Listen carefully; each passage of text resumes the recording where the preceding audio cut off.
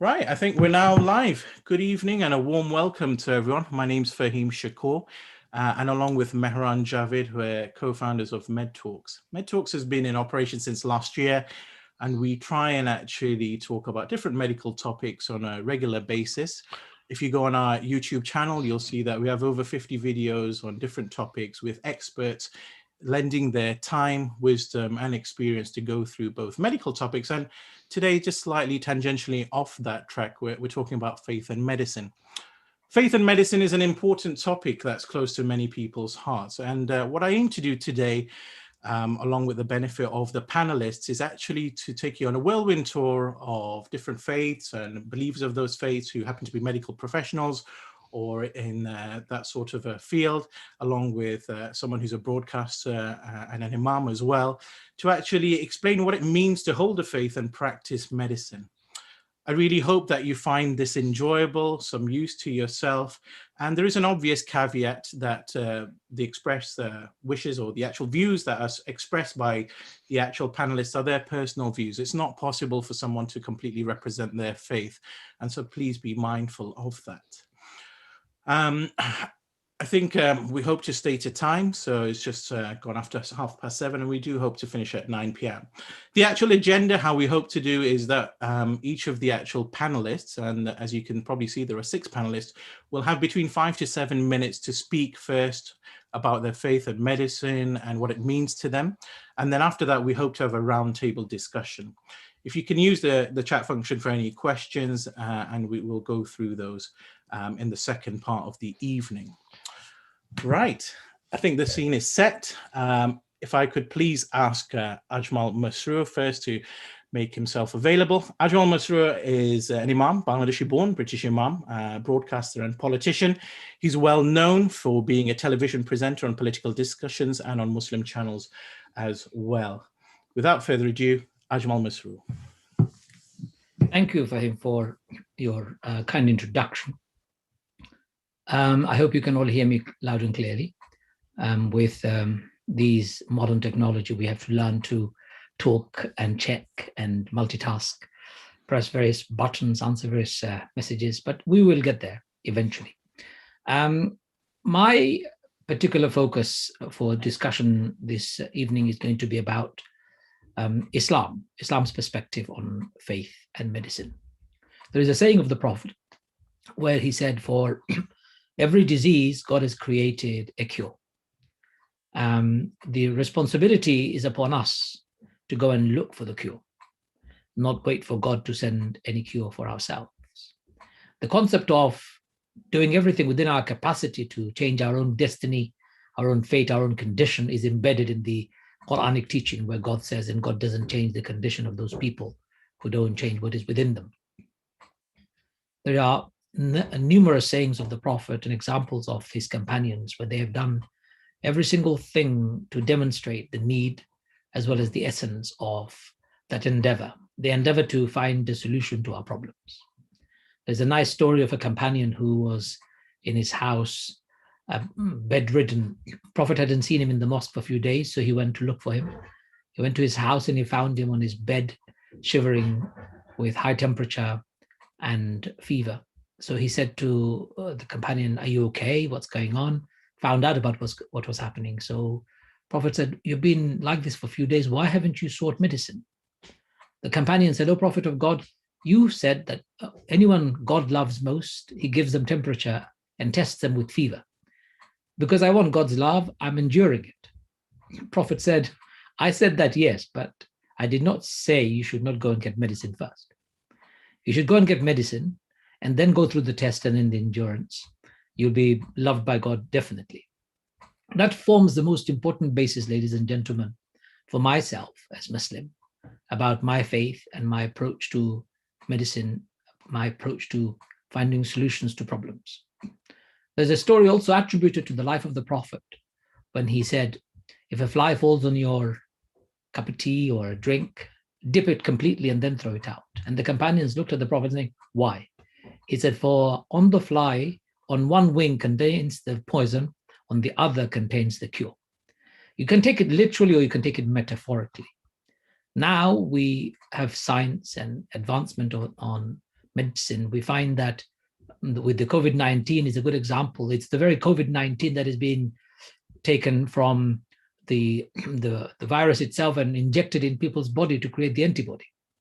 Here, Prophet is talking about finding antibody for problems that we have within the very virus that's attacking and causing the trouble. Again, found in the teachings of the Prophet, not necessarily given in a clinical and medicinal form, but certainly indicating that. And that's what inspired many great scholars like Ibn Sina, known as the father of medicine, who wrote the canonical books, volumes upon volumes of how and what medicine had been during those days. And still today, he is considered to be the father of medicine because he laid down the foundation. And all of these people were inspired by Quranic examples and prophetic traditions. And again, we find in the Islamic tradition about the importance of looking after your health. For example, Ramadan is coming just around the corner. Fasting has been a very integral part of not just Muslims, but any people of faith.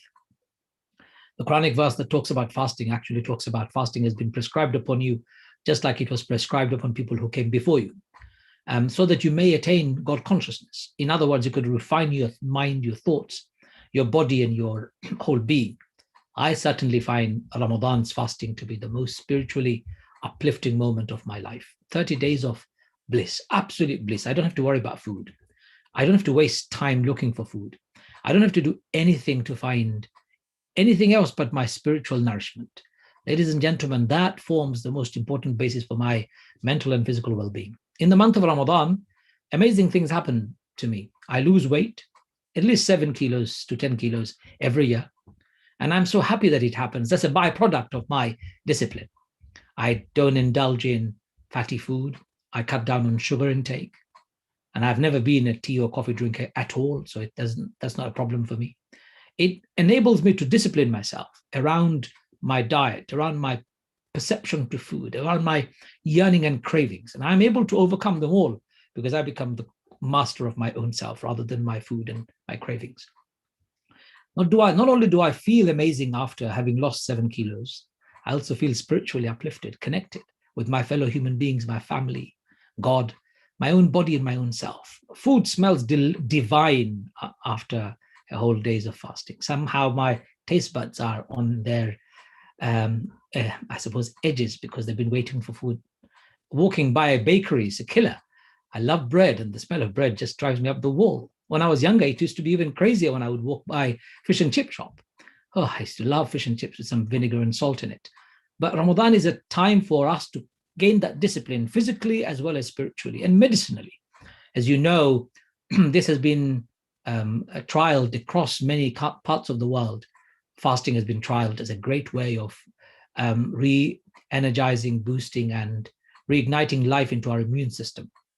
Prophet himself said in certain traditions that when you eat, you should not fill up your stomach completely with food. He said, divide it up into 3 parts. 1/3 for food, 1/3 for your liquid for drinks, and then keep 1/3 for air. I've been observing it since year 2000, and I've kept my weight exactly the same consistently between 11.5 stones and 11 stones throughout because I don't eat my stomach completely full. And when I do, I can see my face bloating, my body feeling the aches and pains of body weight. Again, another example of Prophet giving emphasis to health and well-being, not just gluttony and chasing our appetite. And so many other sayings of the Prophet indicate something so profound about medicine, about looking after your body. I profoundly believe in eating food, having a lifestyle that is beneficial and harmful and not that which destroys ourselves. So overall, my faith plays a very important role in shaping my approach to medicine, my approach to well-being, and my approach to life, but also more holistic approach to life. So while I take the tablets, I should not forget that tablets may only work on part of my cure. My faith teaches me there are other parts of my well-being that I need to look after. So while I take physical medicine, I need to also invest in my emotional well-being. There is a verse in the Quran which says, قَدْ أَفْلَحَ مَنْ زَكَّاهَا وَقَدْ خَابَ مَنْ دَسَّاهَا. I said it in Arabic. And for those who invest in the purity of their inner soul, become successful. And those who bury it in the depth of darkness find misery and unhappiness. This is another indication of how Quran talks about the emotional health, the mental health issues, the inner being, the emotional, the mental health. If we don't invest in it, it opens up the depth of darkness and gloom and doom and all the other issues that overtakes us. In the Quran, there are 3 mentions of order that says, don't be sad 3 times. Every time the word sadness has been used, the order is don't be sad.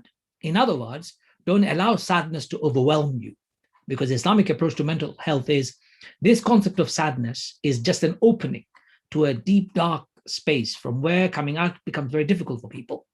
But when you feel sad, don't allow yourself to be wallowed in it. Don't wallow in it, or don't allow yourself to slide further inside.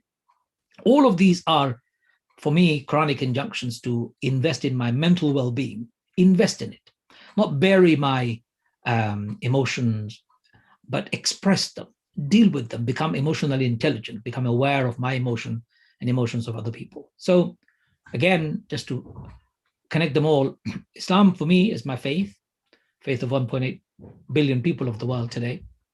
It's a faith that encourages a holistic approach to faith and living in life. It encourages us to seek medical help and support and intervention, but not at the expense of my spiritual well-being and emotional well-being. They must be complementary.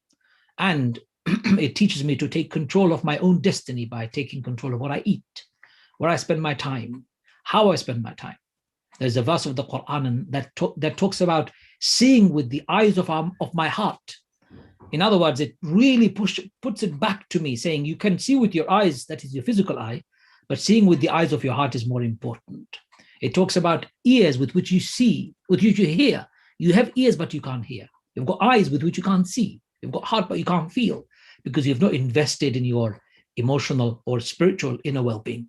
So to finish off, I can see Fahim has popped up on the screen. It must be an indication that I should wrap up. So just to wrap it up, ladies and gentlemen, my faith is my power. My Quran is my everyday guide. And I see a balance between my life, the material life and spiritual life, embedded in my faith. And I embrace medicine. I welcome medicine. In fact, it is an obligation for Muslims to be doctors, find cure, and be part and parcel of the human race to make life better and easier. It's an obligation. It's not an option. With these words, I'll finish. But to say to people, don't square or straitjacket faith into a bit of prayer and a bit of chanting here, there, and everywhere. For us people, imams like us, we are more relevant to bringing cure to our communities than you can imagine. And we're playing our role as much as we can. But we do rely on good doctors like the doctors we have around. Anyway, thank you very much for listening. Thank you, Ajmal. That was great. And I think it was a great start, and actually for the other panelists to build upon. A lot there to think about, and hopefully we'll come back and touch on some of those themes later on in the evening. My second panelist, is a warm welcome to Dr. Hina Shahid. Hina is a GP. She's also a chairperson of the Muslim Doctors Association, clinical tutor at Imperial College Medical School, a GP appraiser, and was in the top 100 influential Muslims in Britain in 2018. I know your biography includes much more than that, Hina, but I think we'll stop there in the interest of time. And if you can say a few words for the audience. Thank you so much. Thank you so much, Fahim, for that really warm introduction. And I guess what I want to say really follows on quite nicely from what we've heard already from Imam Masroor. So thank you so much for that brilliant introduction.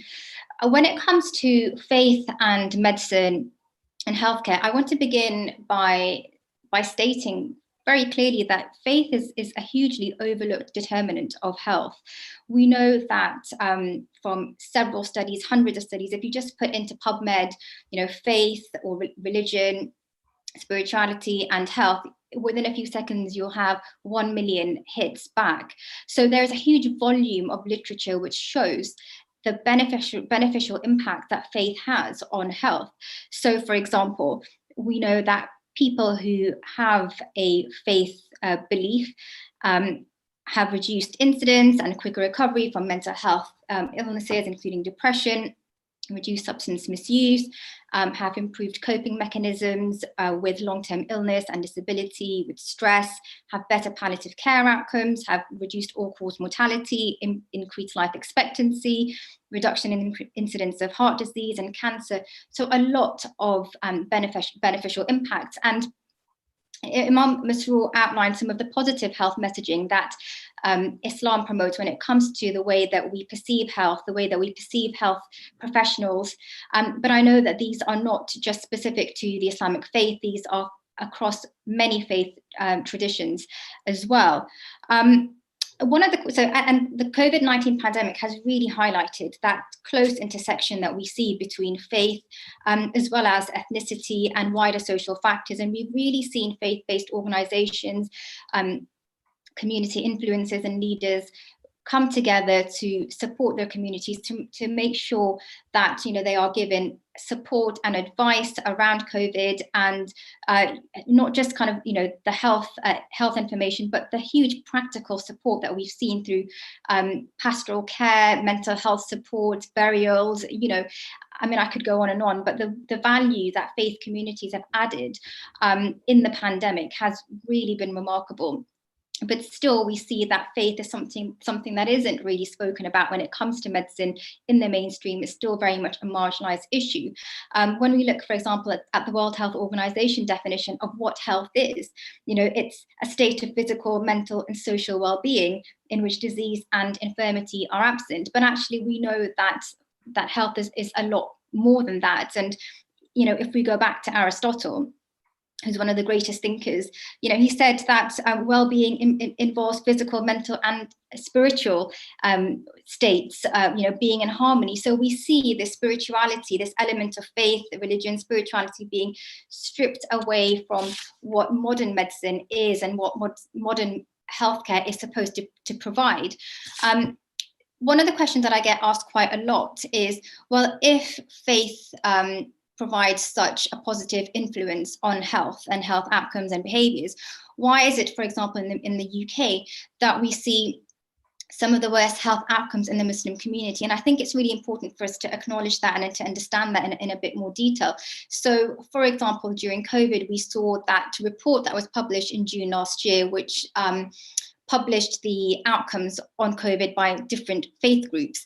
And we saw that all faith groups had experienced a disproportionate impact from COVID-19. And in particular, Muslims were 2 to 2.5 times more likely to die from COVID. But what was interesting was that when that was controlled for ethnicity and social deprivation, that risk was eliminated. So what that actually indicates is, as I mentioned, this really close intersection between faith, ethnicity, and socioeconomic status. And what we see is that when an identity, for example, we know in the Muslim community, which does face a large amount of discrimination and racism and Islamophobia, when that identity becomes reconfigured as a social stressor, then that can actually lead to worsening of health outcomes in the context of structural barriers as well. So we see that actually the protective effects of faith are overwhelmed by these negative social stresses.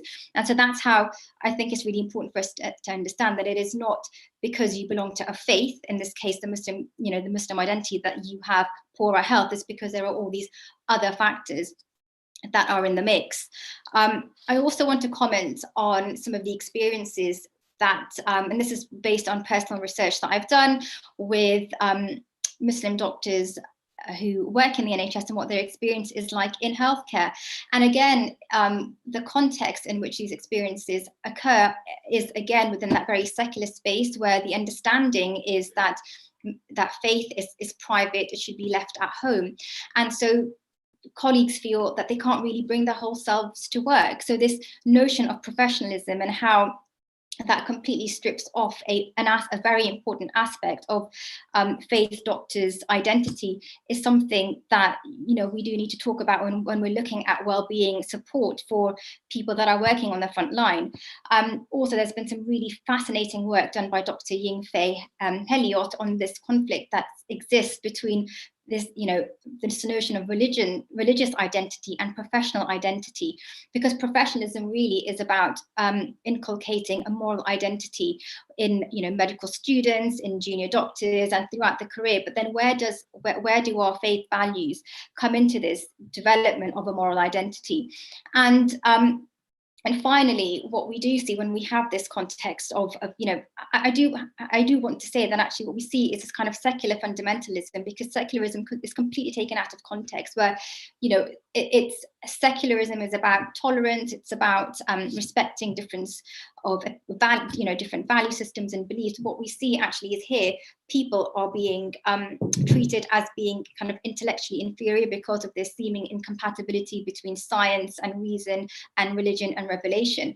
And that plays out into the day-to-day lives of doctors of faith. And, as I said, my research mainly focuses on Muslim doctors, but it's the daily microaggressions that some of these doctors face, as well as direct discrimination, indirect discrimination, bullying and harassment. So all of this plays out. So it does open the way to religious discrimination when people feel that they can't bring their whole selves to work, and then the impact that this has on patient care as well. So I'll just end there.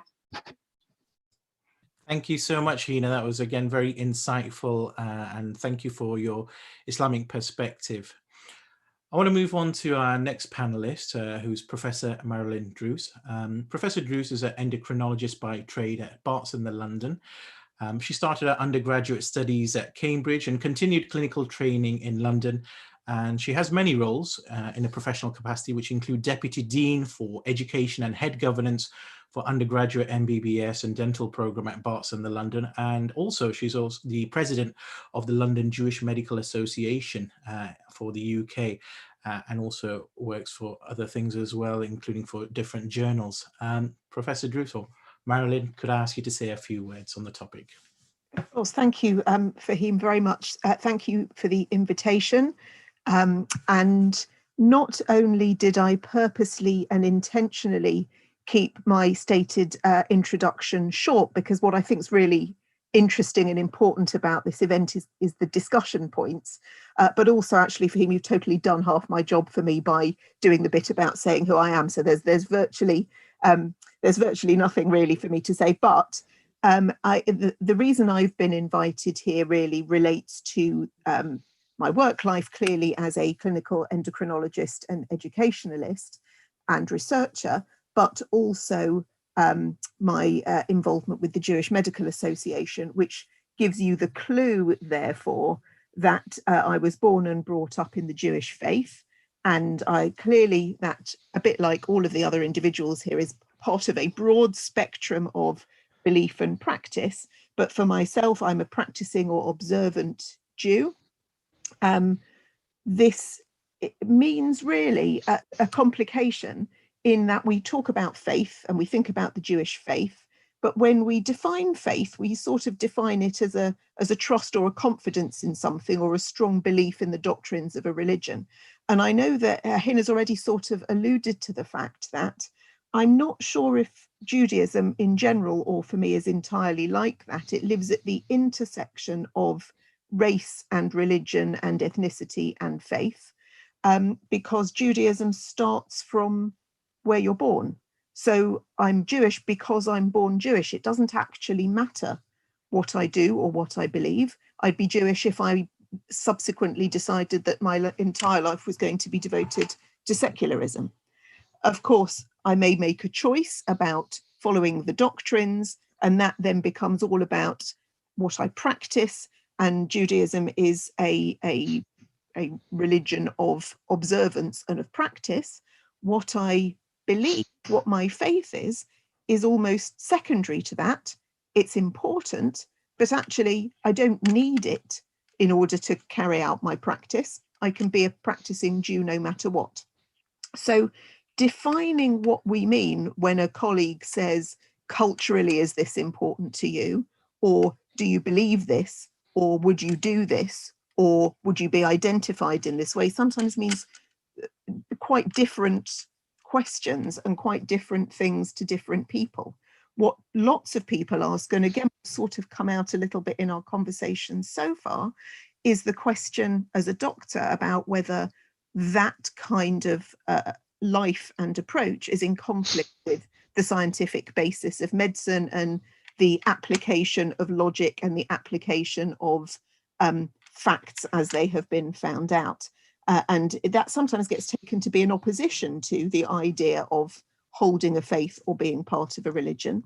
And it's probably worth quoting our late chief rabbi, Lord Jonathan Sacks, who wrote a terrific book actually about the intersection between science and medicine and religion, and describes them as two complementary axes that do and require different things. So medicine or science are all about taking things apart and seeing how they work. Religion and faith are all about finding meaning. And both of those two things, he sort of talks about them as a left brain and a right brain activity. They are each necessary and sufficient, but do entirely different things, and the one does not need to answer the other. And that's important for me, and it's important when I also think about how I approach both patients who I have who are of different faiths and also patients who are of no faith.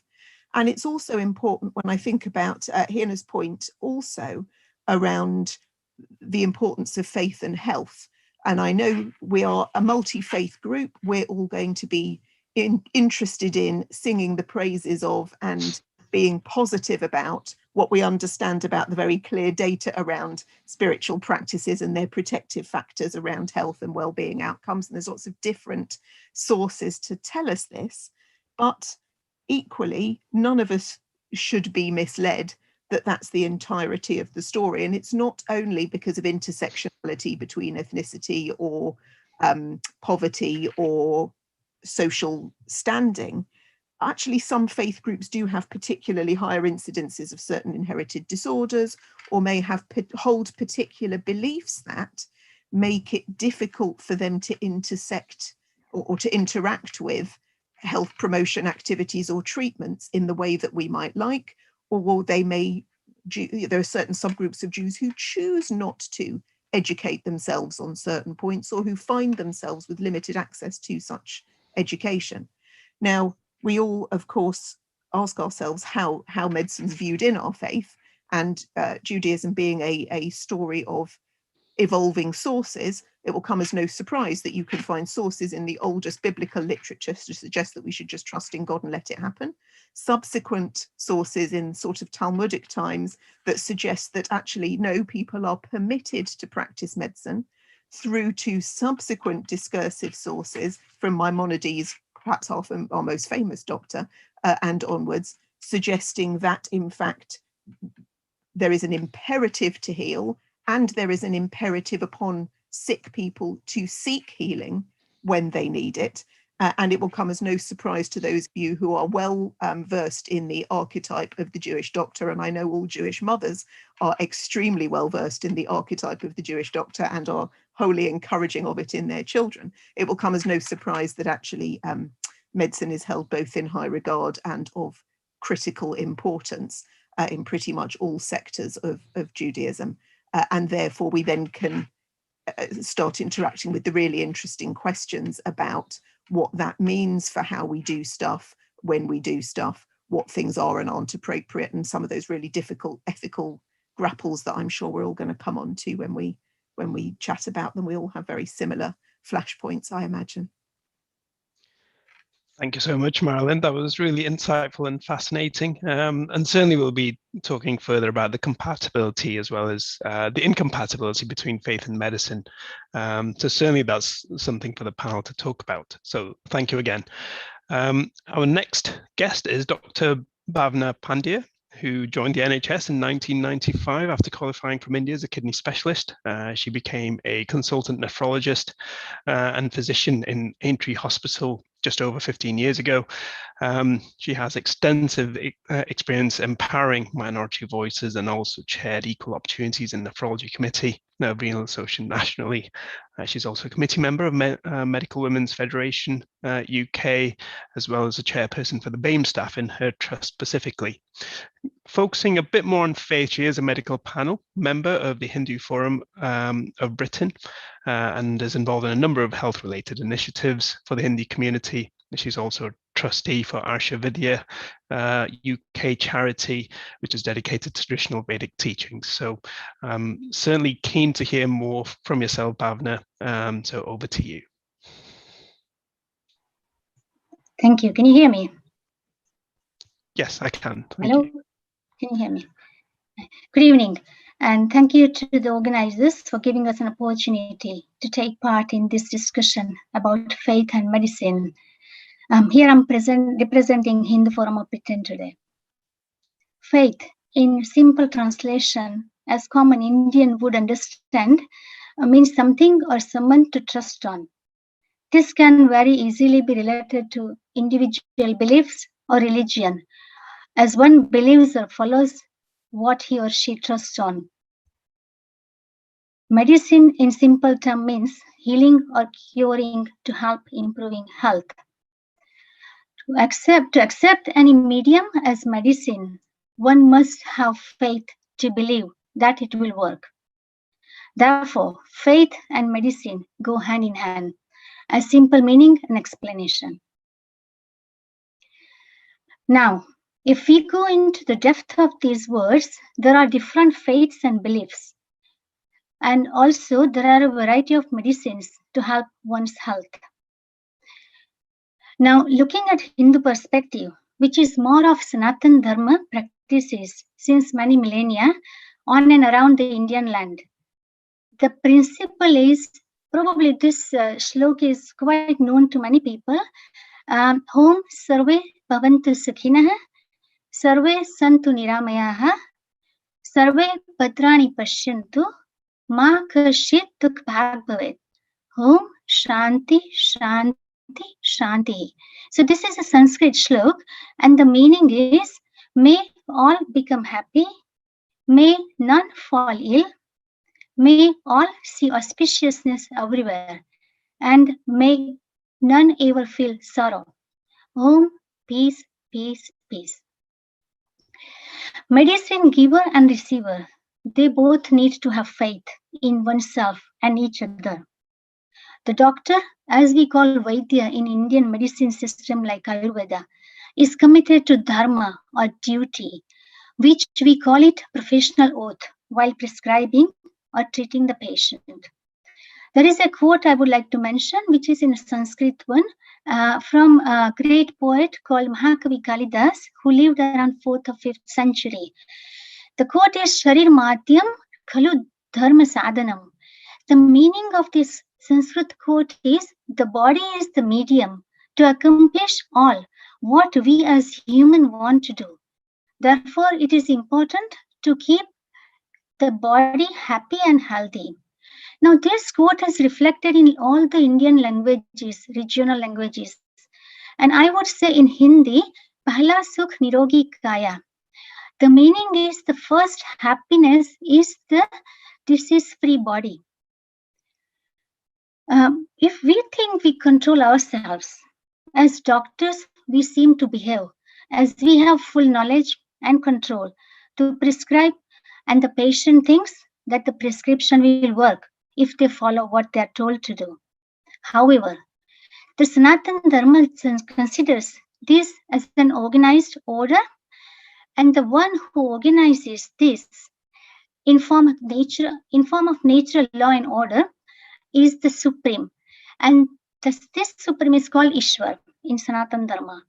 Therefore, while prescribing or receiving any medicine in Ayurveda, the prayers go hand in hand to get the grace of Ishwar for medicine to work. And this is what the Sanatan practice has been. A little bit of Indian traditional medicine, Ayurveda, that focuses on 3 levels of healing. The physical body, the mind, to be supplemental as mental healing, and also work or actions with consciousness. The consciousness or karma consciousness is an integral part of Sanatan Dharma, which is based on past and present life and actions.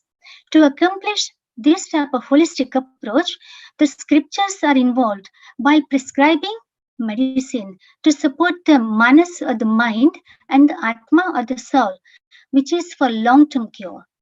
the physical level actions may not be long-term solution and may resurface the Indian traditional medicine and the Sanatana Dharma beliefs. The religion or the belief as set of discipline to be followed daily to cleanse body, mind, and Atma or soul is the principle of Ayurveda. The main principle is to maintain and protect the health of healthy. The Ayurveda does not use specific term like prevention. However, we see that more of a preventive medicine, but it sees it as a negative working. Instead, the aim is to establish daily routine and discipline with regular habits, including prayers as prospective approach. The Ayurveda is based on a cycle of birth, growth, maintenance, and the death, which is accepted as nature's law. For this, the Sanatana scriptures prescribe 4 ashramas in one's lifetime. The Brahmacharya ashram, which is childhood and the study time. Grihasthashram, which is like working as a married person and producing the progeny. Vanprasthashram, which is drawing or withdrawing slowly from Grihasthashram or married life. And then Sannyasashram, the last part of life where the spirituality is involved. Sanatana Dharma sees disease as an old age as an instrument or nimittam for soul to depart this body, which is an end of all positive and negative accounts of karma or actions one had performed either in the present or previous life. The Sanatana Dharma doesn't believe in mercy killing, as the departure of soul must be natural, it says. And there are examples. For example, in Mahabharata, the Bhishma Pitama, who was a very senior, respected, wise person, remains on the bed of arrows until his time comes to die. At the same time, it clearly says not to try hold on unnecessarily. With involvement of Atma to body, this becomes very easy to accept death in Sanatana philosophy. There is a very popular mantra called Mrityunjay Mahamantra, Om Triambakam Yajamahe Sugandhim Pushtivardhanam, Urvarika Vandanam Mrityur Moksha Mamritam. The meaning of this mantra is allowing Atma to be relieved or departed from body. Same as a melon, when ripens, comes off its trellis plant without much efforts, and the process is automatic. Similarly, the soul or Atma is departed when the time comes, and it is easy to accept. I would slightly touch on organ donation. Organ donation is well supported in scriptures and in daily life also, as we feel that any of me, if beneficial to anyone, is the best donation or the best karma we can call. The physical body after death is nothing but the 5 elements, which ultimately merges and recycles to earth, air, space, fire, and water. If the body parts or elements can be of any use to anyone, that is the best thing the Sanatana philosophy teaches.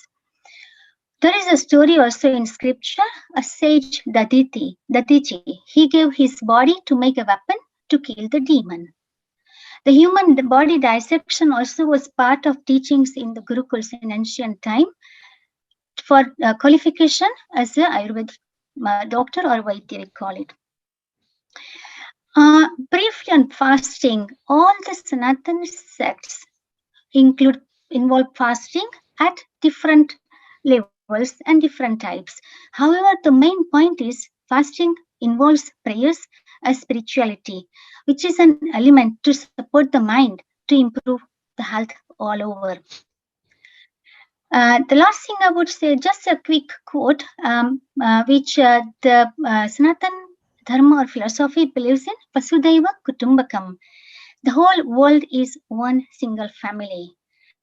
And one more quote from Rig Veda, the ancient text, which says in Sanskrit, Bahujana Sukheya, Bahujana Hiteya. That means for the happiness and welfare of everyone. This is one of the main 5 traditional philosophical concepts of Sanatana Dharma. The important point in Sanatana Shastra and the scriptures is all the subsets are concerned and focused on ahimsa, paramo dharma, which could even be a small bug to protect. I remember as a child when my mother always was telling me not to pour any hot water in the drain, as it may kill the bugs living in the drain. So let the water get cold before you pour it down. So basically, to summarize, the Sanatan philosophy is multifaceted, and there is a strong element of spirituality to support the Atma and mainly the manas or the mind. The whole practice of Ayurveda and day-to-day living is based around this. And this helps in managing one's own health with also current and modern medicine when the time comes to make the decisions. Thank you for listening. Thank you, Bhavna, for your insight, and you've already covered a range of topics which we hope to cover in the subsequent discourse. But clearly, things like organ donation, it's a very vast and important topic which we hope to cover in the future within the MedTalks program. So thank you again. Our next guest is Mr. Kirti Jasani, who's a consultant ophthalmologist and vitreal surgeon based at Manchester Royal Eye Hospital. He completed his graduation from the University of Manchester a year after myself, I might add. So I might have seen you around in Stopford Building. Ophthalmology was completed in the Northwest Deanery, but specifically he's born within the Jain religious tradition and has found his spiritual guide, his Honourable Gurudev Sri Rakesh Bhai of the Srimad Rajchandra mission based in Dharampur, India. So Kirti is a staunch vegetarian and believes in non-violence and compassion as the guiding principles of his life. So I hope I pronounced it properly, Kirti. Over to you. Thank you very much, Mehran. No, you pronounced it very well. And thanks again to Fahim for giving me this opportunity to say a few things about Jainism and to introduce Jainism. I'm sure a lot of people may not have heard of it or be really sure about what it is. So I've just got some slides to show, and I'm just going to share some screen.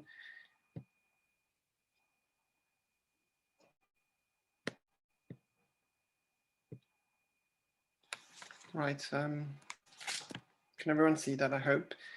So thank you once again, everyone. So Jainism is one of the three ancient religions of the Indian subcontinent and one of the world's oldest continuous religion.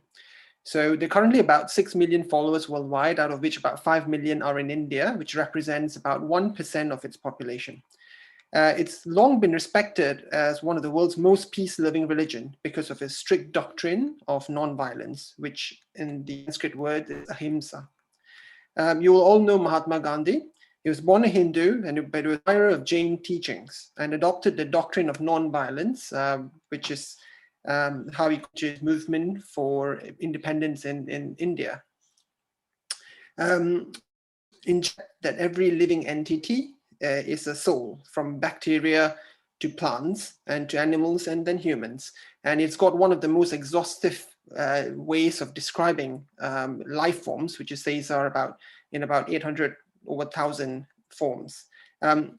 Every life form has a soul, and they all have the ability to reach nirvana or liberation.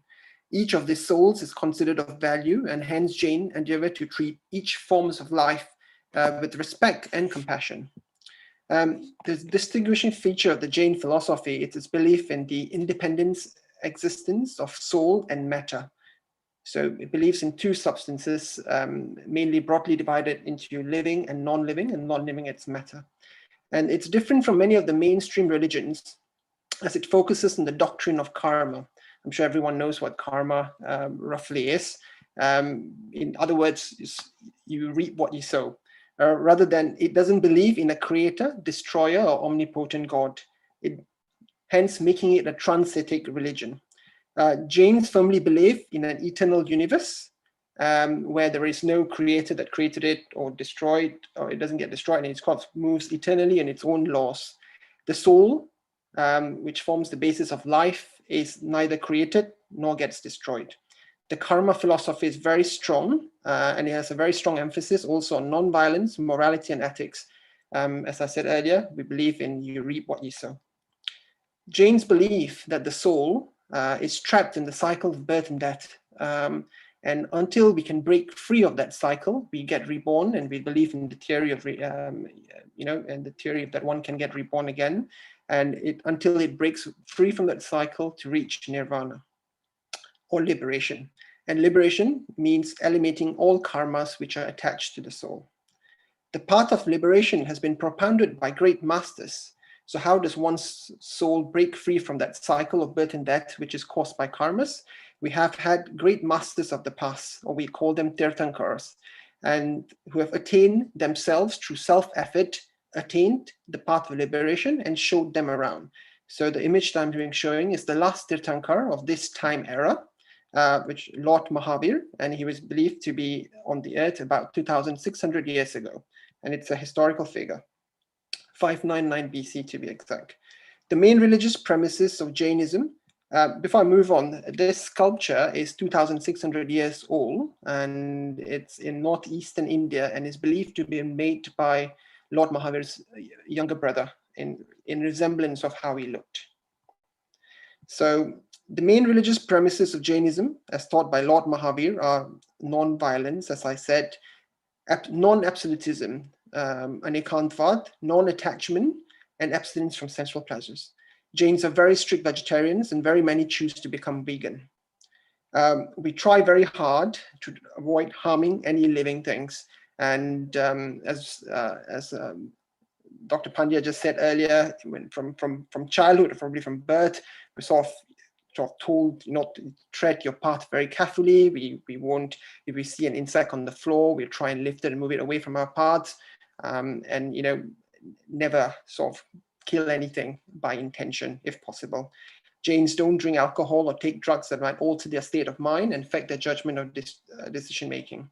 We have fasting and many austerities within our religion, and it's mainly done to detach ourselves from desires inside and to get rid of aversions.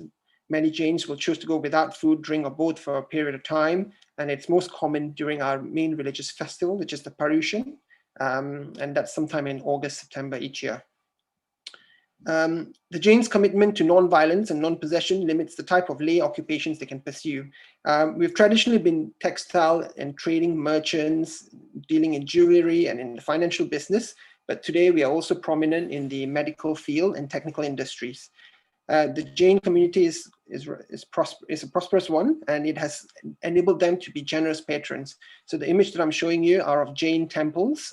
These ones are in India. This one particularly is in Ranakpur. And if you do get a chance to ever visit a Jain temple, you must do. It is known for its intricacies and beautiful ornate designs outside and inside. And this is another one. This is in Ahmedabad. So in the state of Gujarat. And these are just some pictures of the interior that you might see in a Jain temple. And so mostly made from marbles. And most of our pilgrimage sites are located on mountain ranges and hilltops. That's just a symbol of the Jain faith. It has different connotations and meanings to each one of them. And this is also in a shape of the Jain cosmology. So the Jain faith has a very detailed explanation of how it perceives the cosmos and all to be. And this is just a picture of my guru, who I owe a great deal of gratitude for bringing religion in true form inside me. And I've met Gurudev for about 10 years, ever since I came to the UK. And it has transformed the way I have seen and perceived and learned a lot more about the deeper significance of the religion. So now I'm just going to tell you a bit more about how I feel the Jain faith has helped me in my day-to-day life and in medicine. Because of the principle of non-violence, and it's just not in action. So it's just not violent action. It's in your words and thoughts. It really changes your demeanor. From none, as I said, we respect all forms of life. You become much more soft, calm, and composed and compassionate. And I think you become naturally more sensitive to the needs of others. So it could be your patients, your staff, and everyone. You just connect with them a lot more easier. And I found that over the years, to be more and more. It really does improve your doctor-patient relationships immediately. Jainism teaches a lot about meditation, and meditation is a very key, essential component. And I believe that has a very strong effect on your mind. And being a surgeon, you need that stability of mind. And many a times, before I operate on a difficult case, mindfulness, which is becoming more of a fashion these days, it's naturally woven into us because we go into meditation quite a lot. And a few deep breaths and few centrations, just like how we center our microscope, we center ourselves and we start the case. And even occasionally, because we have to train junior doctors, and if there was suddenly someone who nicked an artery whilst in the eye, everyone panics, but you have a stable ground and you just deal with the problem at hand. So it does bring a whole lot of stability and a composed mind. As Imam said earlier, fasting is very essential, I think, in all faiths, and that's true in Jainism. We believe in intermittent fasting, believe it or not. The Jains who follow things very sincerely would not have food from evening and, and a few hours into the morning.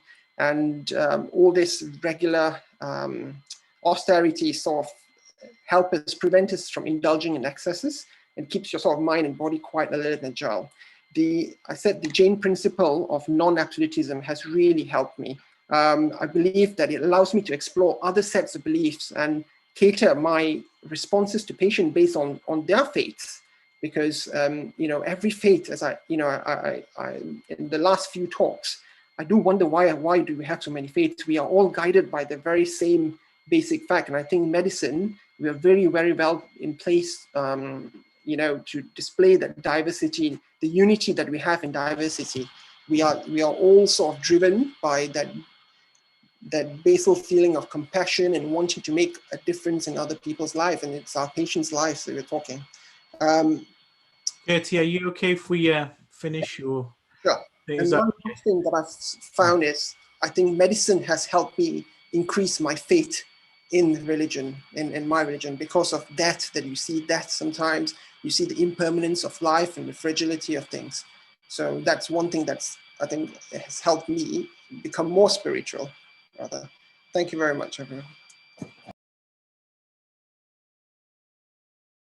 Thank you so much, Katie. That's great. I've just put it on mute. I think there may have been just some microphone issues coming towards the end, some reception. For many people, I think that was really enlightening to learn more about the Jain faith.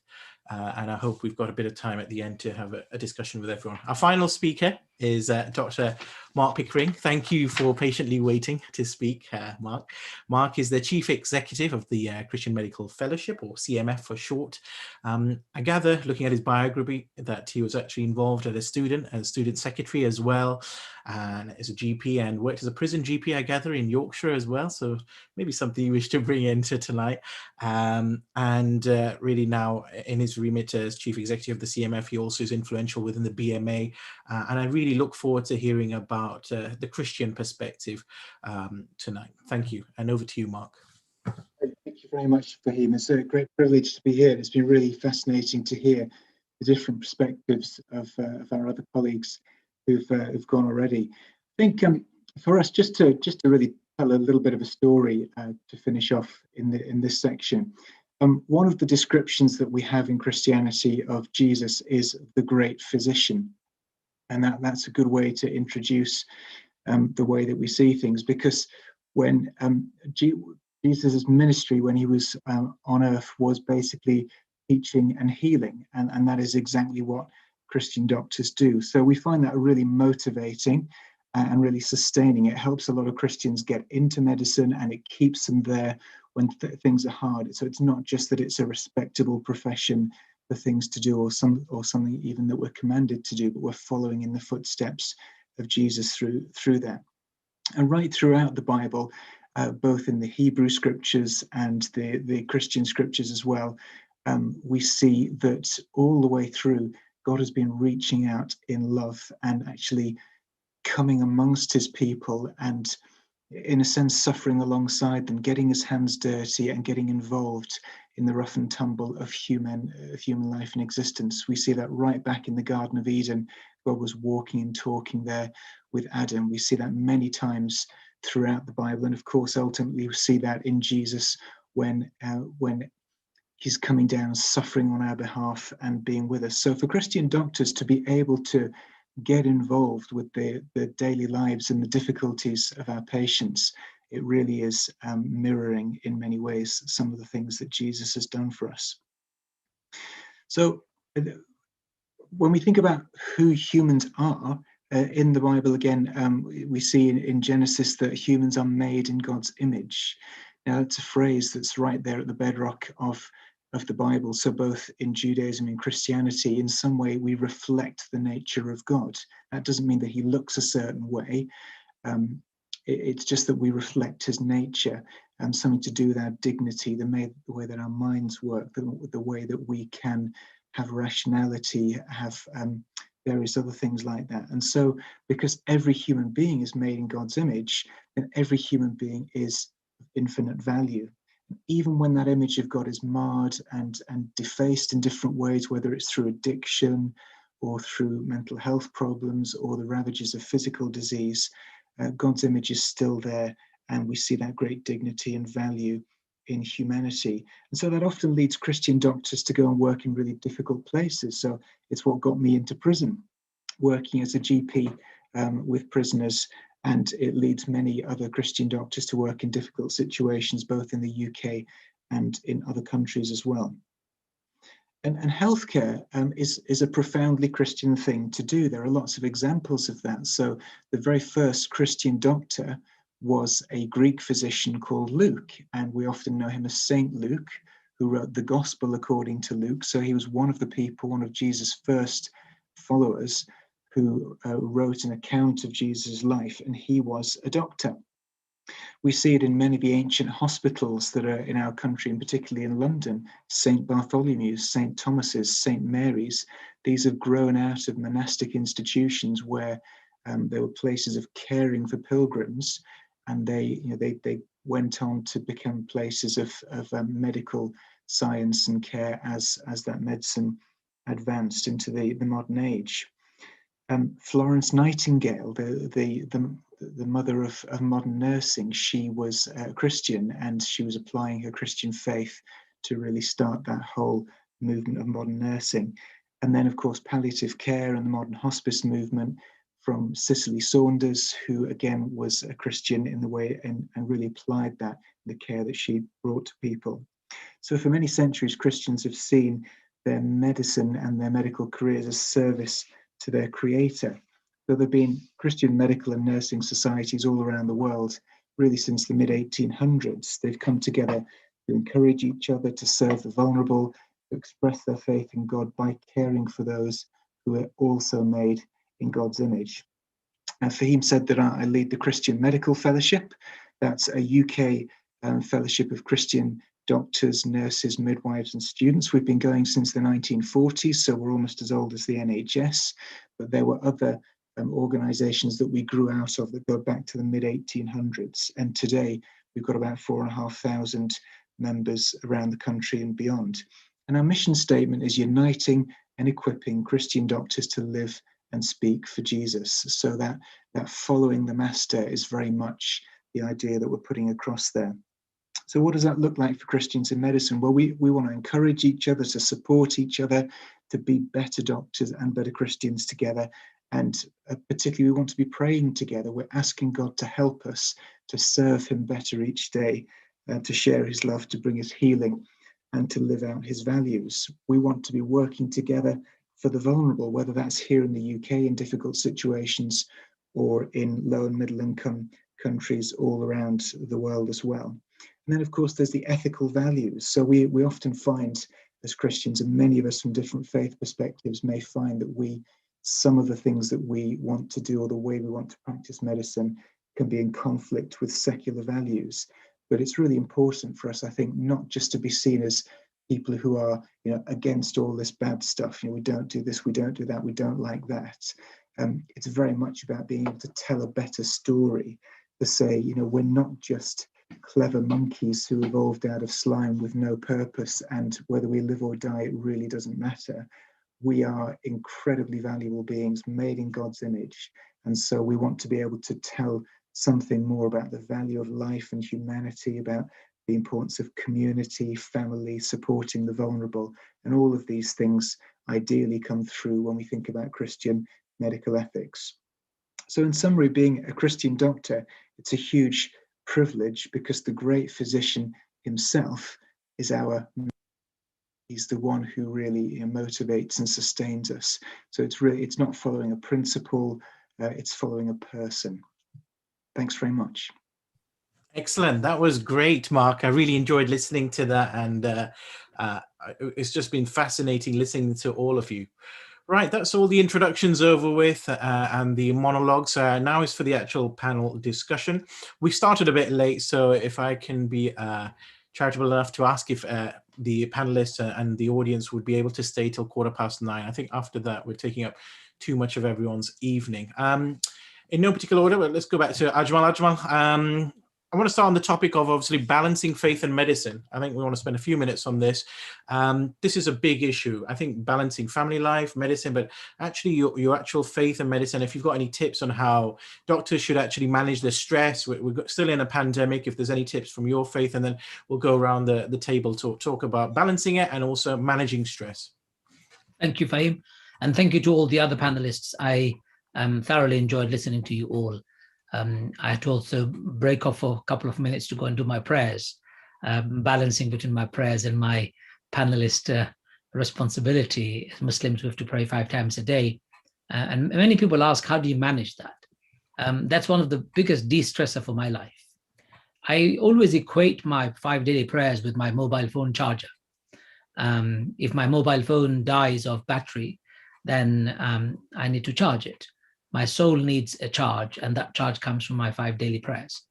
If you're a doctor in a profession, I'd recommend prayers, silence. I'd recommend meditation, contemplation somewhere.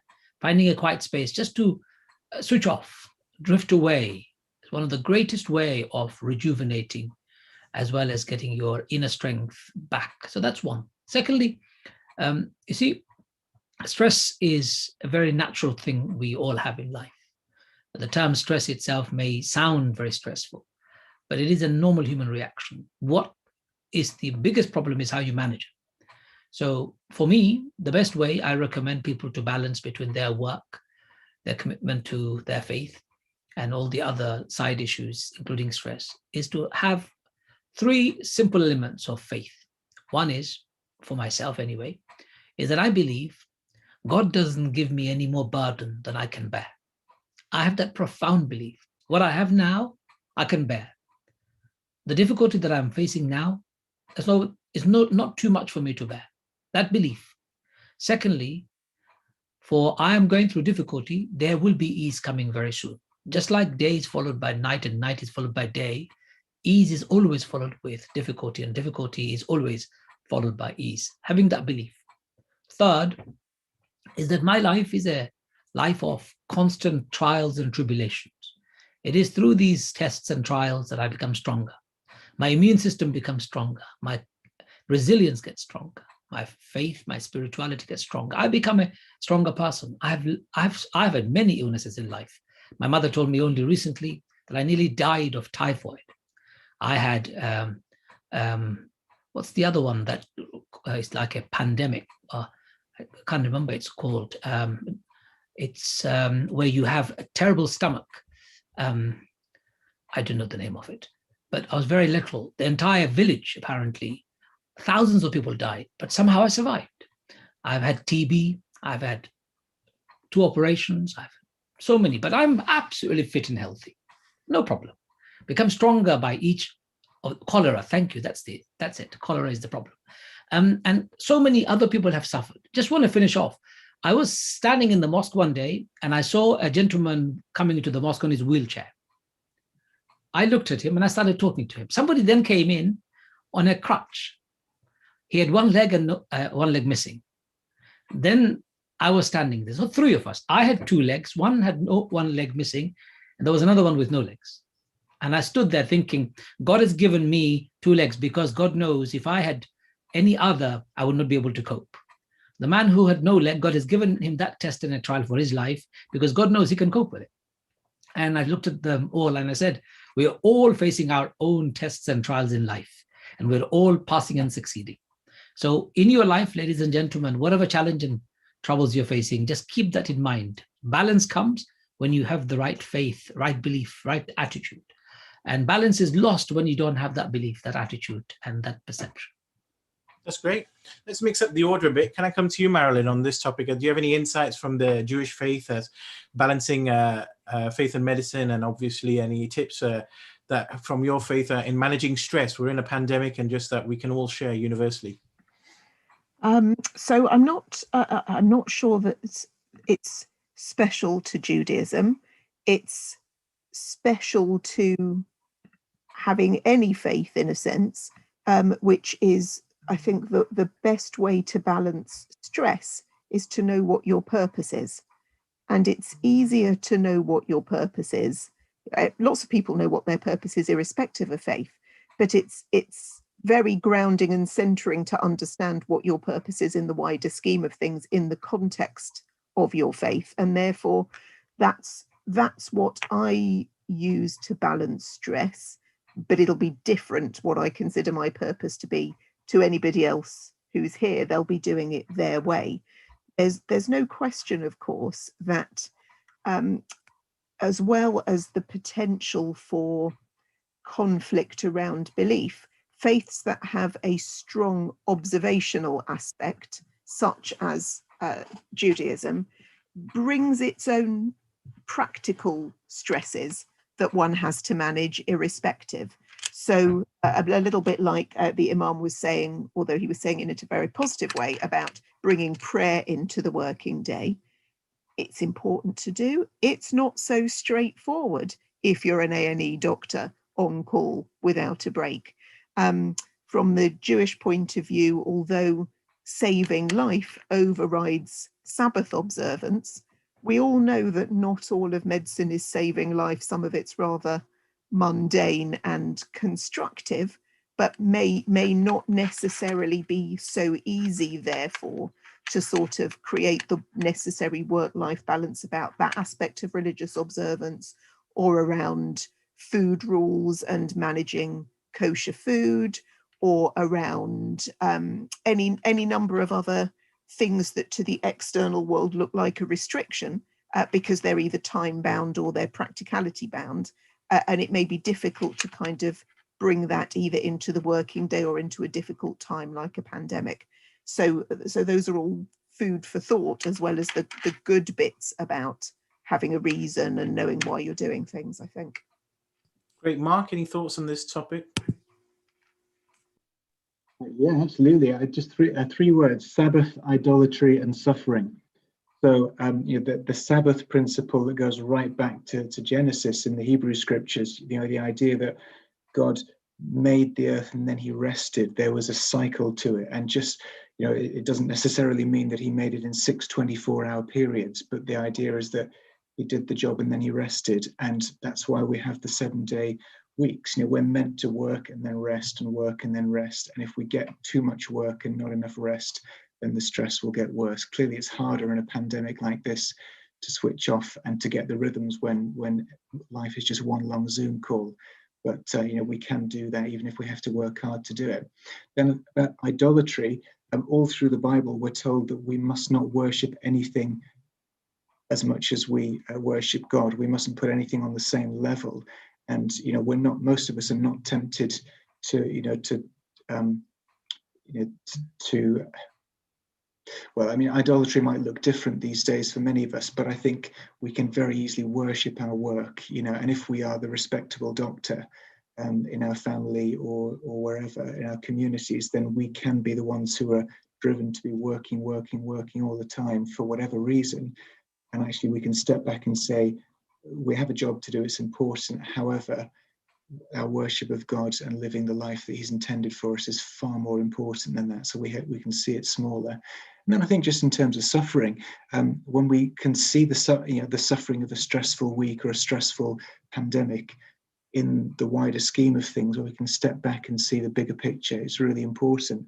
So the Apostle Paul once said that our light and momentary sufferings are achieving for us an eternal glory that far outweighs them all. And he was a guy who'd been shipwrecked and whipped and beaten for his faith, but he still said, that's just light and momentary stuff. The bigger picture and what God has in store for us in eternity is just like nothing we've ever imagined. Excellent. Excellent. Bhavna, do you have any tips from the Hindu faith that you can share with the audience and all of us to dealing with stress and balancing faith and medicine in the workplace? Thank you. Thank you. I think I've learned a lot, and it also confirms that there are so many similarities between all the faiths when I heard everyone, which was really good. Now, coming to the question, how we manage stress, particularly as doctors, according to the Sanatan Dharma, or way of life, we call it, the discipline life is very important. So as Marx said, and the spirituality, as Imam said, and also what Mary mentioned. So putting all this together, spirituality helps in distressing ourselves, like meditation, which we all know about, and Kirti also mentioned that.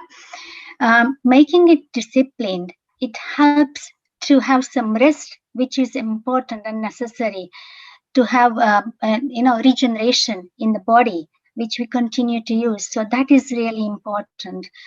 And to get ourselves going, that is very important. When, for example, in pandemic, you see all doomy, gloomy, and all COVID patients on the ward, which I and all my patients dying, for example, my dialysis patients who I treated for nearly 15, 20 years. And when you see them suffering and not recovering, that is really, really sad.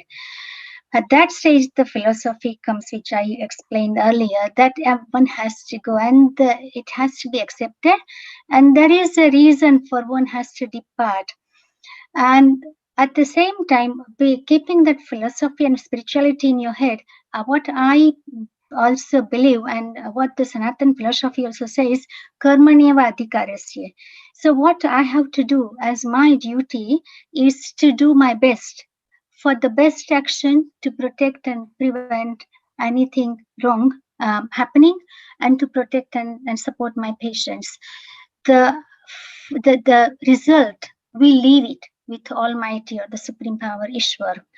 And if we do it that way, then we don't expect much reward, and it helps us get going, and particularly helps us with managing stress. When you see that the outcome is poor, when those patients who get admitted to intensive care unit, and your near one and dear ones also, you hear them dying. So that philosophy helps in managing mental balance, peace of mind, and also coming over the stressful situation like this. That's great, Bhavna. Kirti, anything to add? Yes, so my guru once said that, stress is equivalent to amount of work divided by inner strength. So if you increase the denominator, so if you increase your inner strength, the stress will naturally just melt away. And there are a few ways we increase our inner strength. As Imam said, I believe mindfulness and meditations are essential key. Just 5 minutes a day would bring a massive change. And all of our, like in the trust we work, we always have a multi-purpose prayer room that we can always go to. And just that few minutes of meditation or mindfulness will increase it. And the other thing was reducing our passions. All of us have anger, greed, pride, and we try and reduce them by various ways, one of which is love. And I believe that if you love what you do, and if you increase the love for what you do, who you're doing it for, that naturally will give you tremendous amounts of energy. Because if you're passionate and if you really love what you do, then you have boundless amount of energy. And as Bhavna said earlier, I think discipline is also very, very important. If we can plan our work, and work our plan afterwards, then things will flow smoothly. And that's, for example, running a theta list. The day I'm really planned, and if I do it, just spend half an hour the day before to go through the list and make sure everything is right. The next whole day it's fine. And if I miss that step for whatever reason, then I find, troubles coming up the next day, coincidence or not, but yeah. Excellent. Hina, any final thoughts before I move tack slightly and go back to Ajmal and Marilyn before she needs to go, and the rest of the panel on the next topic? It's been fascinating hearing all the different faith perspectives, and Imam Masroor has already kind of covered some of the religious teachings and how we kind of frame our, where we are in kind of our life, our situation in the bigger picture. But if I just reflect on some of the things that I use and I draw on from my faith, I think the first thing is, as Muslims, we're encouraged to kind of live in this state of God consciousness, so that you live as though all your actions and everything that you're doing is being watched. And what that does is that it makes you want to really bring out the best version of yourself. So living in this state of excellence, that in Arabic we call ihsan, that is something I feel is something that I really strive to do, and I know lots of other people do, is living in that state where you try and be the best that you can be. In situations of stress, apart from what has already been mentioned by Imam Masroor, I think a few other things that I find helpful are, gratitude. So we're also reminded in the Islamic faith that, if you are serving others, then that is a form of worship. So so for me, I can use my work that I do as a doctor and convert it into a form of worship, and I think that's really beautiful. And so in moments of stress, when sometimes things feel overwhelming, I think it's helpful for me to just say, well, actually, I'm really grateful that I am in this role where I am of service to other people. The other thing is kind of breathing. So these are things that we're now kind of hearing a lot more about in secular practices, but actually the breath and breathing is such a sacred act across all the faith traditions, and also in the Islamic faith, where we see this as the breath of God, and really kind of focusing in on breathing helps deal with stress for me. And the other thing that has been mentioned already is meditation and mindfulness. Now, I am actually a big mindfulness and meditation practitioner, and it's something that I do quite regularly. And again, it's very much rooted in the Islamic faith, and it extends outside Islam. We've already heard from other faith traditions. But for me, when I am meditating, it would be and if it's in the context of a stressful situation, it would be reflecting on, well, what is the situation teaching me? What can I learn from this? And how can I do things differently? And secondly, reflecting on for me, what I find really helpful is reflecting on the 99 names of God. So Mark, I found what you said about the image of God, man made in the image of God, and not just the physical nature, but the divine attributes, really quite powerful, because that's kind of what I do in my mindfulness practice, reflecting on those 99 names. And it may be, and I try and pick the ones that are particularly relevant to me. So for example, if someone's made me angry, it's reflecting on those attributes of mercy, of compassion, that God is all merciful and compassionate, and how can I then embody that and show that to other people and to myself. So it's really looking at those more spiritual aspects of religion, of Islam, but also that transcend lots of different faiths. Excellent, good. Ajmal, I want to come to you, just changing slightly. I think we're going to step it up a gear. We've had a nice starter for 10 there, but we want to get into the nitty-gritty of this topic now. There is guidance that the GMC provides on this regarding having a personal faith, ethical guidance for doctors, personal beliefs, and medical practice. And it covers many different things. It's an interesting document for those of you who've not read it. I have read it.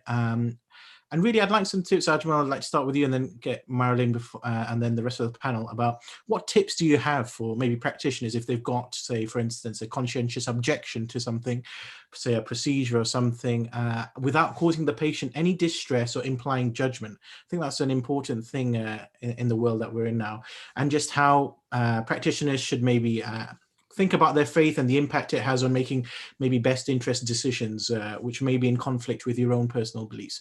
Maybe a couple of minutes on that, Ajmal. Thank you for that. That's slightly more, I suppose, specific question, and it needs a specific context to be put before I can answer it. So for example, I received a phone call recently where a doctor friend of mine called me up and said, I'm about to switch off a machine of a COVID patient. What should I do? The family is here. We as doctors have decided that the patient is dead. But the family is not agreeing. I'm a Muslim. You're a good friend of mine. I know you well. Can you help? I said, put the phone to the family and you sit there with them in the loudspeaker and let me hear the whole discussion. So I was eavesdropping into their conversation. And after a conversation, I asked the family, if the doctors have clinically diagnosed this person to be brain dead, then according to Islam, this person is dead. Keeping that person alive is no longer an Islamic duty. Because brain dead, once established by several practitioners, not just one, then you have to accept the inevitable. So a doctor's role to prolong life is actually a misnomer. Doctor's role is to enhance life.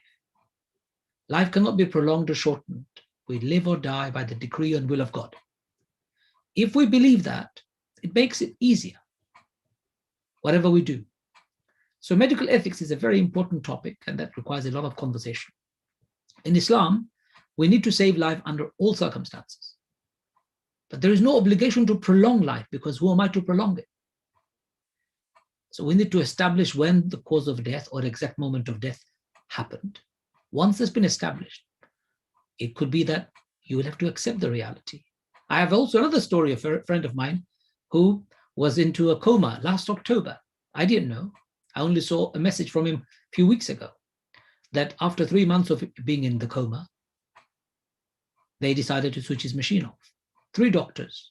One of the doctors said, can you give the patients 48 hours more and then we'll switch it off? They agreed. And a nurse was Catholic in that particular ward, realized that just like Catholics pray when a person is dying, Muslims pray too. But this person was dying of COVID and there was nobody allowed in the ward to pray for him. So she downloaded the Quran on her phone and she put it next to him so that it could just play at the background while she was working in the ward.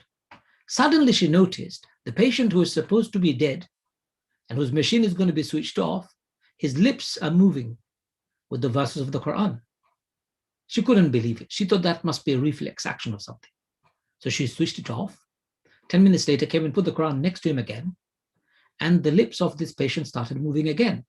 But the funniest thing was, it's not just moving, it was moving in sync with the verse that was being recited by the YouTube reciter. She kept on repeating different verses, different chapters from the Quran, and this patient kept on repeating and in sync with the recitation. So she called her colleagues, the doctors, and said, guys, this patient is not dead, he's alive. Lo and behold, he's alive, he's around. We know he's alive because we've seen his message on his Facebook page. Now, medical ethics has to be taken as well as the realities of spirituality cannot be ignored. That's great as well, yeah. While doctors can do the right thing, they can also do the wrong. But we need to work together in partnership. Thanks. Marilyn, can I get some thoughts before you need to leave tonight on this important topic, myriad of ethics and obviously the guidance and how we actually manage it, if you wish, with any examples or not that you may have. So, well, I wasn't going to talk about examples, but I think that even just the examples we've heard about are good illustrations of the real complexities of where different interpretations of religious doctrine intersect with areas of ethics that are often themselves not black and white. And I think what it does is it serves to highlight 2 things. I think it's really, really important and really fantastic that in the UK, at least, when we are working on guidance and when there are groups thinking about providing ethical guidance, when the GMC works on things, when the BMA works on things, when the Royal Colleges works on things, I think it's important, fantastic and commendable the degree to which they involve multiple viewpoints that include representatives of all the faiths and more around this metaphorical table, because, and each of those in turn is not representing themselves, they're representing a huge range of shades of opinion within each of those disciplines and faiths. And I think that there are areas where Britain does badly, but there are areas where Britain is a real model of tolerance and integration and respectfulness for diverse views. And we should remember how good it is that our views are fed into the development of those kinds of documents. And of course, the other thing then is brought out by the Imam's story, which is that me as an individual then can have a view, and I can have a particular comment on how I feel about something and whether I have a conscientious objection, but I've got multiple sources to draw on for advice, both within the medical and ethical field, but within experts in my own faith, as I'm sure we all do here and would do. So I don't think I would make a decision on my own about a major ethical dilemma that I was having. I think I would seek advice and input from a rabbi or a spiritual source who I trusted. What I can do as an individual is identify areas where I can help. And the Imam's story about the Quran and I lost my father to COVID last year in Manchester, actually, in a Manchester hospital at a time where no one could visit. And how you look does not necessarily demonstrate what your levels of belief were. You wouldn't know to look at him, how incredibly important it was to him that a rabbi was available to come in and pray with him every day because no family could. So understanding the different faith perspectives of not just your own faith, but others, and noticing when you might be able to make a difference is, in a positive way, is a thing that we can all do, not necessarily giving individuals my take on their law, but understanding where I can highlight that it's important and where I can find help for them. That's great, and thank you for your attendance, Marilyn, tonight, and your contribution. Thank you, and I'm sorry I have to rush, but you said a 9 o'clock finish, and the family are literally clamoring at the door, waiting for me to discharge my range of responsibilities. So I apologise and thank you for the opportunity to join all of you. Pleasure, and I hope we'll be in continued touch. And same goes for any panelists who has to rush off, but I do want to continue the conversation with those of us who are left tonight. Mark, I want to come to you on this really burning topic, conscientious objection, maybe from the Christian faith. There may be issues which come about. How do you manage it? Any tips to avoid causing distress or being any prejudice against patients? What can you suggest for us? Yeah, it's a great conversation, Fahim, thanks. And I think it's so important for us all to be able to think about this, whatever our perspective. When we think about conscientious objection, it makes it sound really negative, like those difficult people who don't want to be proper doctors or something like that, want to cause trouble. But actually, it's about moral integrity. We want to have people looking after us who have a holistic view, who are consistent with their worldview. And most of us don't want to be putting our doctors or nurses through things where they're really causing them moral problems. Through COVID, we've got this whole new concept of moral injury, and we're seeing it very much in terms of healthcare staff who are being forced to make choices about resources that they shouldn't have to make. They're really difficult things to do. But if we apply that to the whole conscientious objection and conscience debate, we don't want our doctors of faith to be morally injured by having to make decisions or pretend that they believe things or go along with things that they believe are fundamentally wrong. We do need a better way to do that. You've said, obviously, we don't want to be coming across as judgmental or causing distress to people. So I think it's really important to be able to articulate things in a framework of mutual respect and compassion, and also humility. So, we're not the big clever doctor or the big righteous doctor saying, you're a horrible person and how dare you, want to do this bad thing. I'm not going to get involved in that. We have to sympathize and just say, well, look, I don't really think that's necessarily the best way to go. If you take some of the classic things like abortion, there are vulnerable people involved. Of course, there is the unborn baby who can't speak for themselves, but so often it's the mother who's in a vulnerable situation, maybe financially, maybe within an unstable relationship, maybe facing some coercion. And actually, it's not just a simple question of saying, yes to the abortion. There's an often a much bigger thing. Physician-assisted suicide. It's not just about the person in front of us who wants to end their own life. If we change that law, what does that then say about how we view other people who are vulnerable, other people who might be feeling suicidal? How can we say to one person, yes, you can end your life, but another person, no, you don't meet the criteria, you can't? And I think one of the really tricky ones is when it comes down to things around transgender, for instance, when they're bound up really with the real identity of a person and how they feel about who they are, and who we are, how we feel, and lots of things are really complicated. But I think respect, compassion, humility are really important within these things. And we do want doctors who've got moral integrity, and we don't want moral injury. That's great, Mark. Pavna, do you have anything that you want to add to the discussion? Can you hear me? Yes. Okay. I face this nearly every day, as we have to withdraw treatment, for example, for dialysis patients, because the patient is not doing well. Sometimes the family is in very much distress because the dialysis treatment itself is causing much distress and pain to the patient.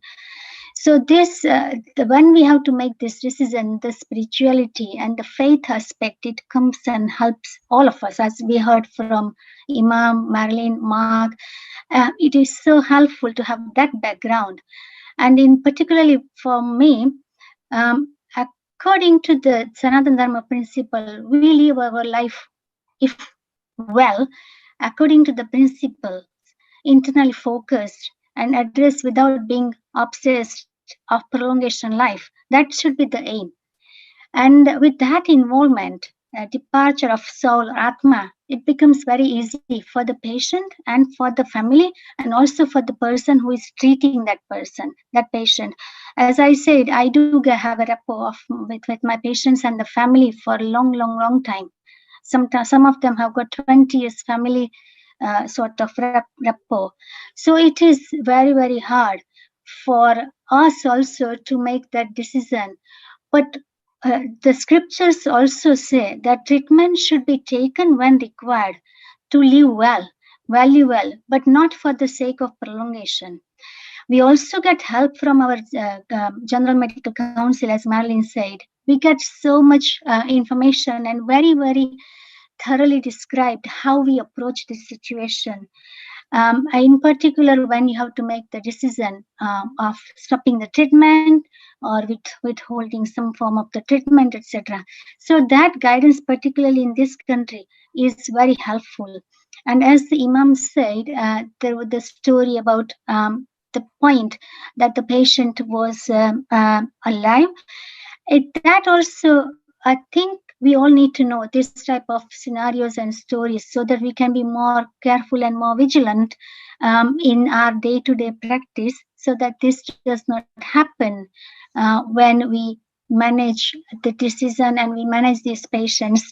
We can ask for a second opinion. The other person that is very well supported by GMC in this type of situation. That also helps us.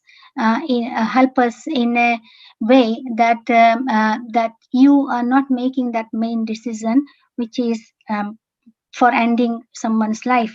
You also can feel guilty, but at the same time, the philosophy and your faith comes. In my case, my faith comes that the prarabdha, the karmas, on the basis of those principles of what your deeds have been, the time has come to depart, and we have to respect that. And that helps me in managing them.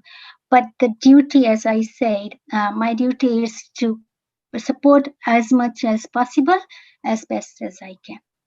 That's great. Hina, can you add some thoughts on this issue of conscientious objection and actually how you manage that in daily life? I think think it's quite similar to what the other panelists have already mentioned. I think so practically, as a GP, I come into, I see patients with a range of different conditions, and I'm also palliative care lead for my practice, so I have end-of-life care discussions all the time with patients. I think there are two elements here within the GMC practice. I think, so the first one is, that the guidance talks about having, conducting a holistic assessment of patients, their, the physical, mental health needs, but also their spiritual needs, and that's explicitly stated in the guidance. I think that's something that we don't really do very well at all as a profession, and where there is a huge training gap that does need to be addressed, because of the huge benefits that we've already discussed at length that faith and spirituality do have when it comes to health outcomes. But specifically on the issue of conscientious objection, I think the guidelines and the way that I follow the guidelines and colleagues follow it is that, if there is something that we do feel may conflict with our views, at the end of the day, firstly, we need to put patients at the center of all decision making, and because they are vulnerable, and we need to understand that there is a power asymmetry, and we do have to make sure that their needs and preferences are valued and upheld as best as possible.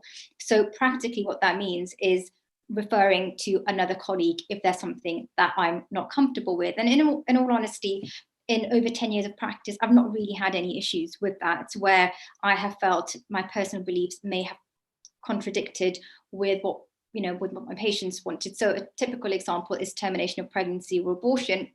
It's very simple, actually.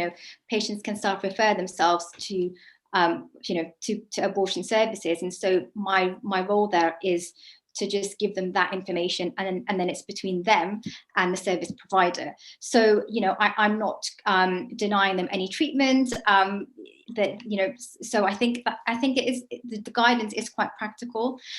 There are certain issues though that we are now seeing in terms of what Mark mentioned. We are prescribing hormones for transgender patients, various other issues around fertility, artificial, not IVF, but other more complex methods that are now coming out, and we don't actually have very clear guidance on some of those issues. And I think faith communities and organizations, leaders do have a role to be up to date with some of these bioethical issues, to provide guidance. I don't think that that's done very well either. And thirdly, I think, but Mark mentioned this in the chat, this issue of faith literacy. I don't think the onus falls just on healthcare professionals. I think people who belong to faith groups need to get better at understanding what their faith teaches them, and because there is so much misconception and misunderstanding that we do see among people, and I think a lot of that is down to the fact that there is a lack of general faith literacy within communities of faith, within their own faith as well as other faiths, and I think that's something that could be done better. Great, Kirti, if you can give your quick thoughts, and then I just want to go around the panel with one last thing. I'm going to give the heads up to the panel. Be going to Ajmal after you, Kirti, and that's really to finish off with the concept of, do you feel like you're an ambassador of your faith? Obviously, faith can be a personal thing, but obviously due to dress or other things, or espousing your beliefs in a public arena, do you feel that you have a greater weight on your shoulders? And just tied in, although not easily tied in, but the concept of, is there anything we can learn from other countries? If you've worked abroad, I know many of you are well-traveled, also that we can just bring for the panel and the audience as well. So just a bit of time for the panelists to think about that. Kirti, but lastly, on conscientious objection. Thanks, Wayne. I believe, as what Hina said earlier, that patients should be at the center of your decision, whatever decisions you make, and putting the Jain perspective, it just makes me a better doctor, because it sort of says you have to respect one's will and not to impose your viewpoints on them.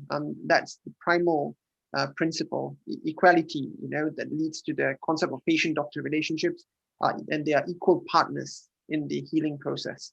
So in terms of governing, prolonging of life, I think fortunately in ophthalmology, we're not involved in making such decisions. But if it was a Jain patient, there is a sort of sense of calm and composure when you sort of deal and talk about death, because Jainism separates the body and the soul are two separate substances, and you are the soul. So there is less attachment to the body, and one accepts death as part and parcel of life. And you believe in the theory of karma, and when you're born, you're sort of destined to die at a particular time already preset. So you just accept death very more naturally, and there is no fight and resistance from the family members and all that, from what a little experience I have. From my duty of care, Jainism says that I have to be the best I am at the field I am, and to give the best care. And if things, if my perception of things are different than the patient should not be denied treatment, and the patient has the right to treatment. And if I can't do it, then I should, pass it on to someone who can offer certain treatment.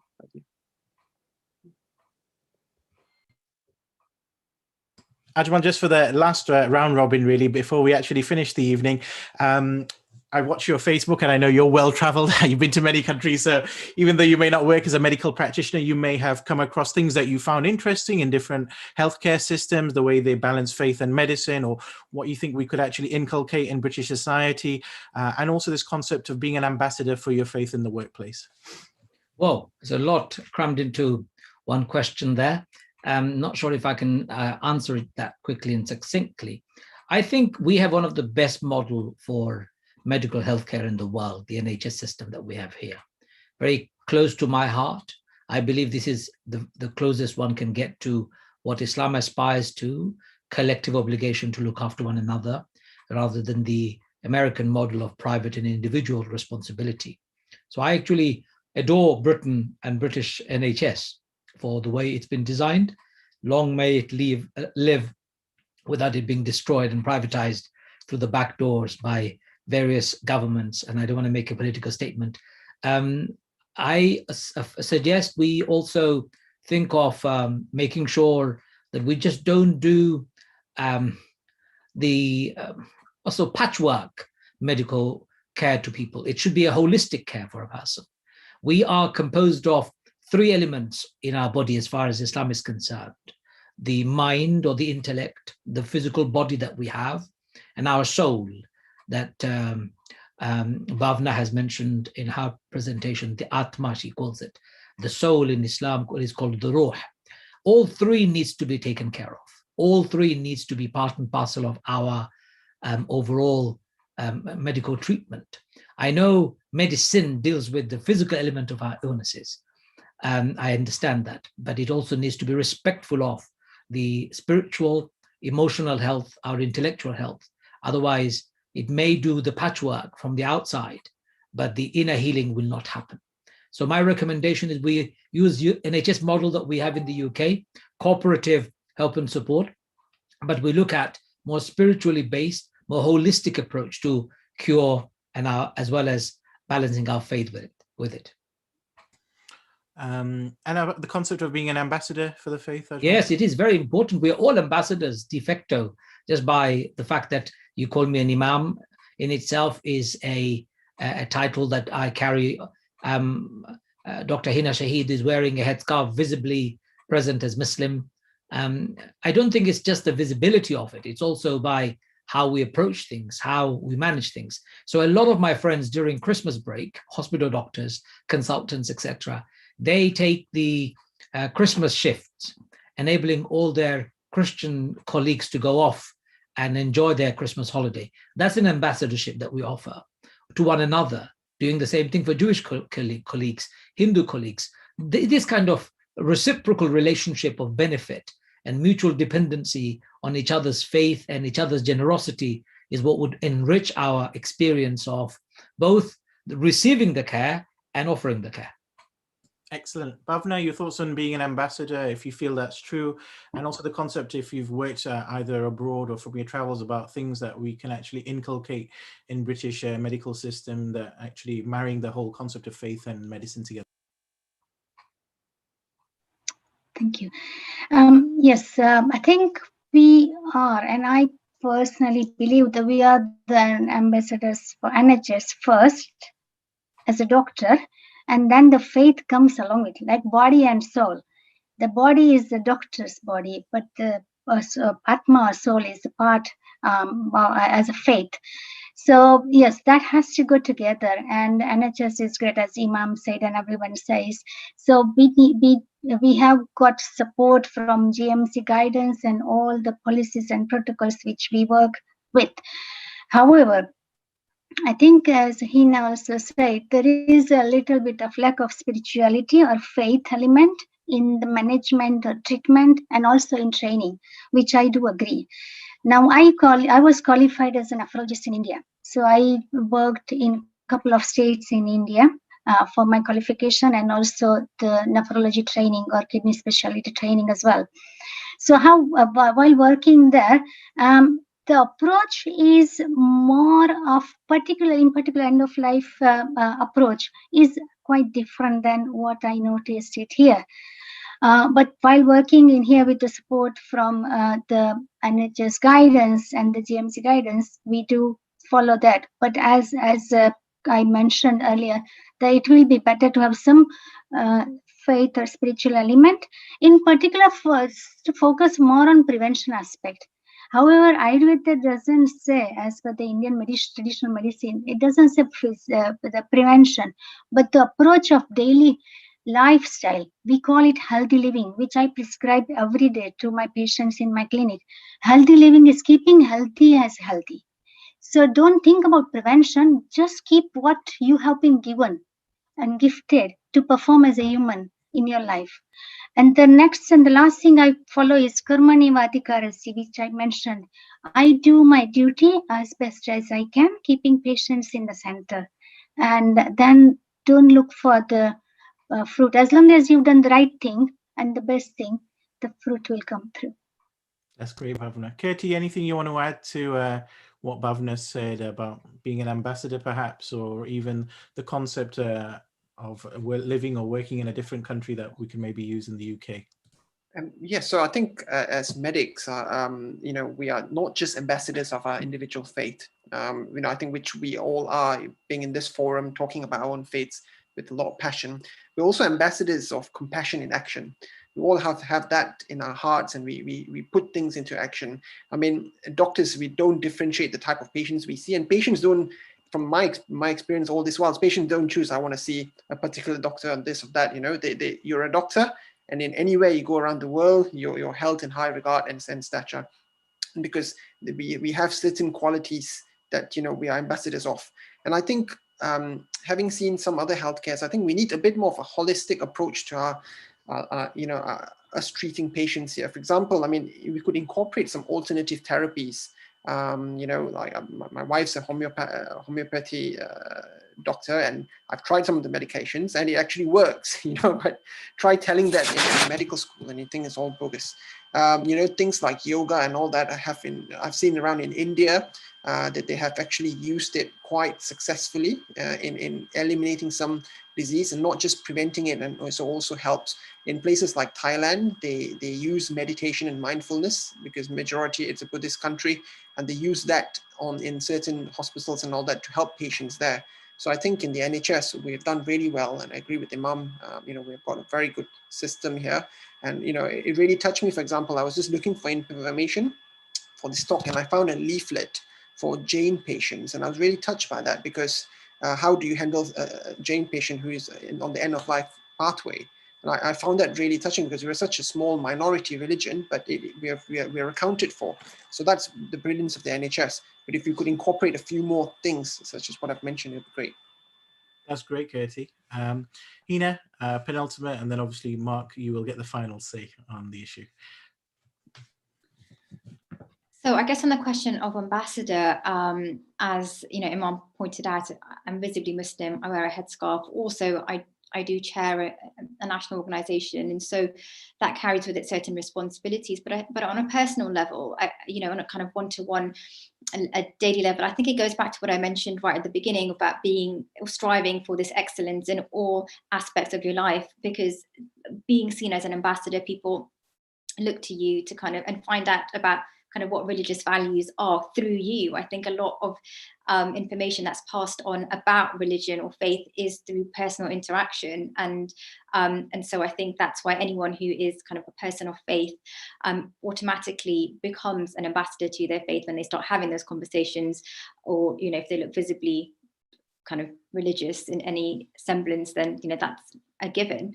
I think kind of answering your question in response to countries that do this well in terms of integration of faith and medicine. I've worked in quite a number of different countries. I've lived in Saudi Arabia as well for almost a decade, and I'm struggling to find examples. I think even when I look at India, so I'm half Indian, and I see this kind of, although it is generally done a lot better there with this holistic approach, but even there we do have parallel systems, as Kirti mentioned. We have kind of what's called allopathic medicine, that's conventional modern medicine, and that is seen through this prism of this focus on the body. And it all stems from Descartes and that kind of dualistic approach in the mind and the body and the soul, and we just deal with the body. But then you have kind of the homeopathic medicine, and you have Unani medicine and Ayurvedic medicine, and all of these are kind of parallel systems of healing. And I think actually there's a lot that we can utilize in modern medicine from some of these really powerful ancient healing models. And mindfulness, for example, is a classic example, and now that's been taken over. It's become very mainstreamed, and so there have been studies that have been carried out that have shown that it's actually it has huge mental health benefits. So I think we do need to look at some of these alternative systems of healing.